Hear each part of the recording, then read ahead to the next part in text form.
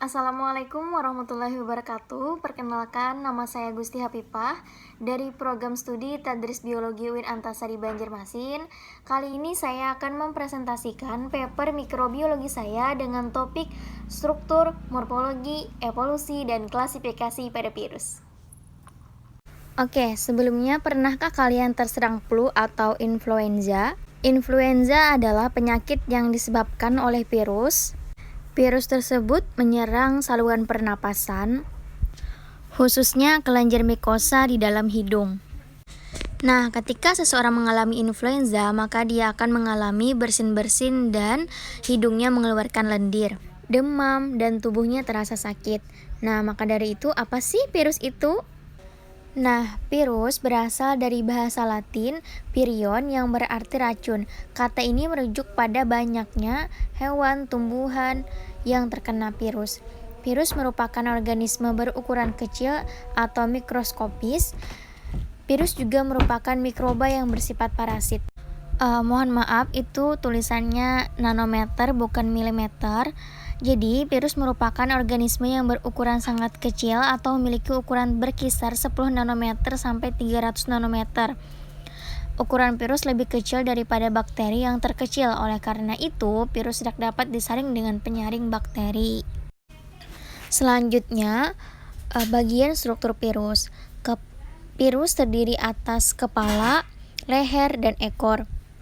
Pada bagian kepala virus berisi DNA atau RNA dan bagian luarnya diselubungi oleh kapsid. Kapsid adalah selubung yang berupa protein. Kapsid terdiri atas bagian-bagian yang disebut kapsomer. Fungsi kapsid ini untuk memberi bentuk pada virus sekaligus melindungi virus dari lingkungan yang merugikan. Lalu, isi tubuh yang sering disebut virion adalah bahan genetik, yakni asam nukleat, DNA, atau RNA. Lalu pada bagian ekor itu merupakan alat penancap ke tubuh organisme yang diserangnya. Kemudian struktur tubuh virus ini hanya terdiri dari bagian inti asam nukleat, yaitu asam deoksiribonukleat yaitu DNA, atau asam ribonukleat yaitu RNA. Kemudian terbungkus dalam lapisan inti yang disebut dengan kapsid. Asam nukleat pada virus diselubungi kapsid. Nah, jadi sehingga disebut dengan nukleokapsid. Jadi, pelindung susunan pada virus tersebut disebut dengan kapsid. Nah, setiap subunit protein yang membentuk kapsid disebut dengan kapsomer. Lalu, ada protein merupakan komponen utama yang menyusun bagian terbesar dari kapsid. Lalu ada lipid, terdapat pada virus dalam bentuk fosfolipid, glikolipid, asam nukleat, kolesterol, dan lemak-lemak alami. Karbohidrat terdapat dalam bentuk ribose atau deoksiribose dalam asam nukleat. Selanjutnya, berdasarkan bentuk tubuh dan bagian-bagian tubuh, morfologi virus terbagi menjadi 4, yaitu ada virus yang berbentuk helix atau helical virus, berbentuk polihedral, berbentuk bersampul atau berkulit, dan juga yang kompleks. Oke, selanjutnya kita akan membahas satu persatu. Yang pertama yaitu yang berbentuk helix. Bentuknya menyerupai batang yang panjang, agak kaku dan lentur atau fleksibel. Kapsid sebagai tabung silinder yang pendek berbentuk seperti helix yang mengelilingi asam nukleat virus.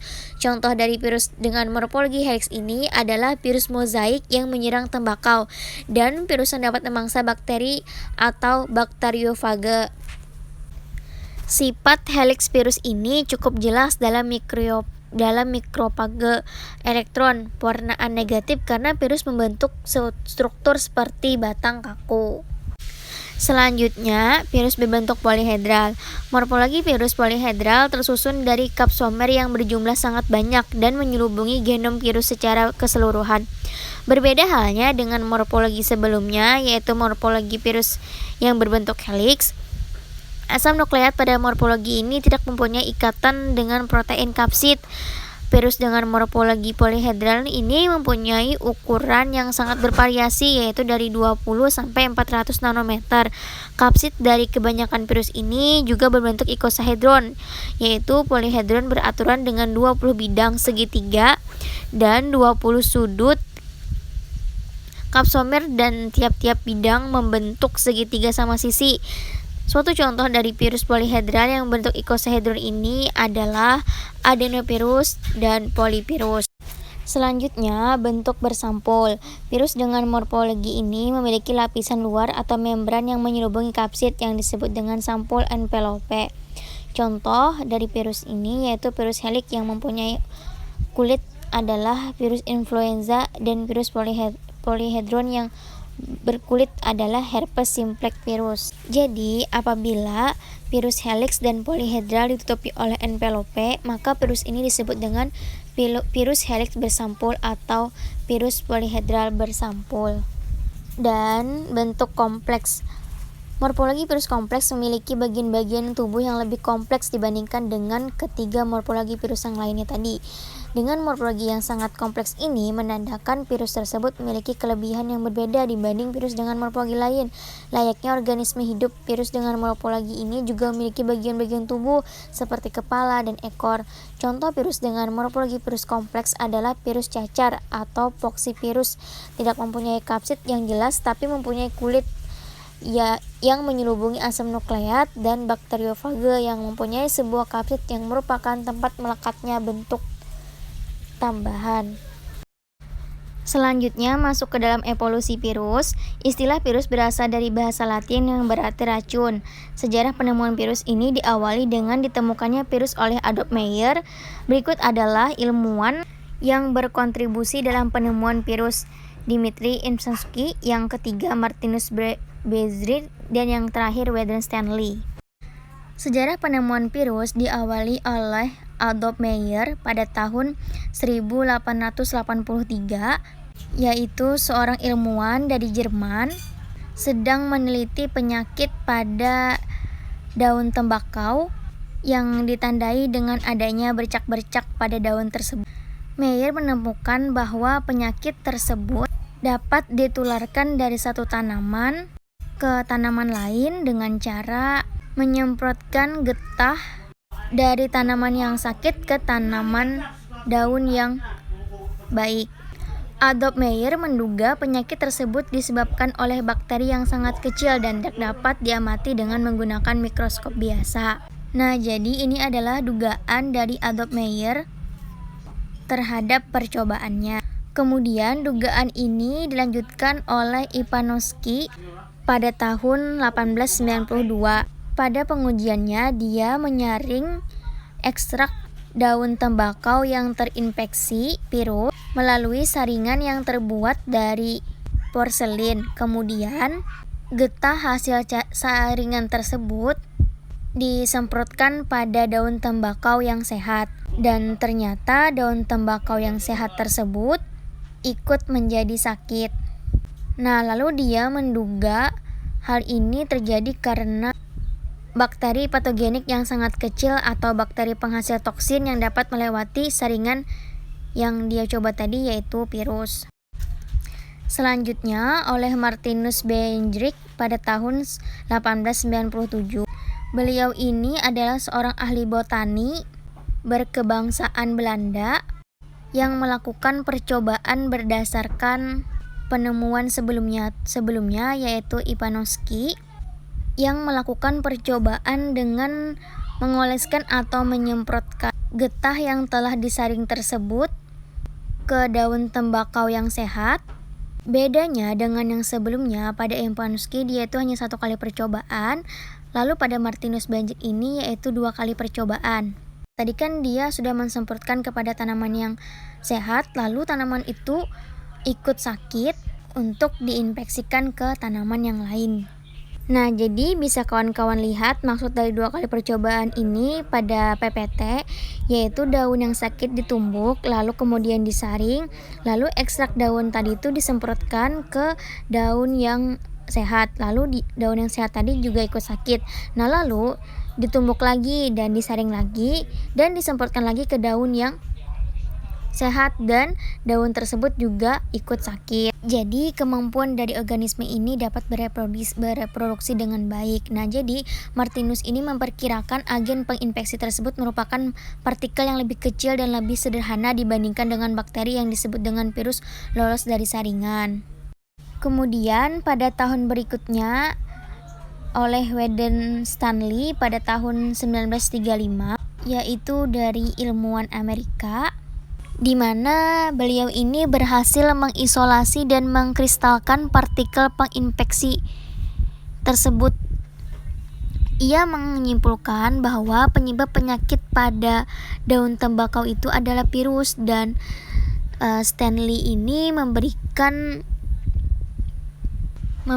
nama pada virus tersebut dengan nama mozaik tembakau atau tobacco mosaic virus. Nah, jadi pada intinya Weden Stanley ini berhasil mengkristalkan penginfeksi tanaman tembakau yang kemudian dikenal dengan nama tobacco mosaic virus. Jadi hal yang tadi itu daun-daun yang sehat itu terkena virus yang disebut dengan tobacco mosaic virus.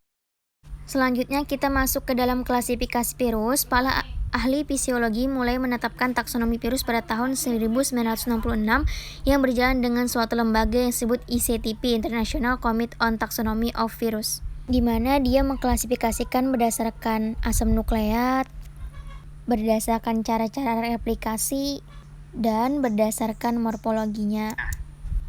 ICTP mengklasifikasikan virus ke dalam 4 tingkatan, yaitu ordo, famili, genus, dan spesies.